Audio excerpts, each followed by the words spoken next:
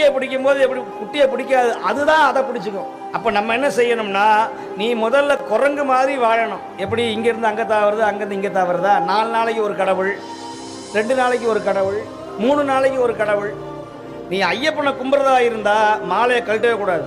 கார்த்திகை 1 அன்னைக்கு மாலை போட்டிங்கன்னா அடுத்த வருஷம் வரைக்கும் மாலையை கழட்டாமல் உங்களால் இருக்க முடியுமா?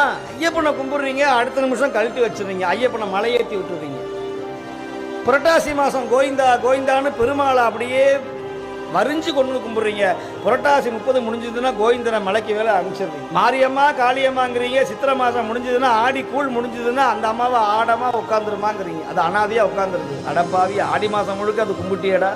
ஆனால் என்னைக்கு கழுத்துல ருத்ராட்சமும் திருநீரும் ஏறி எங்கள் சிவபெருமானுக்கு நீங்க மாலை போட்டீங்களோ, உங்க கட்டை எரியற வரைக்கும், சாகர வரைக்கும் நீங்க ஓடவும் முடியாது, ஒழியவும் முடியாது, நீங்க எங்கேயும் தப்பிக்கவே முடியாத ஒரே சமயம் சைவ சமயம்.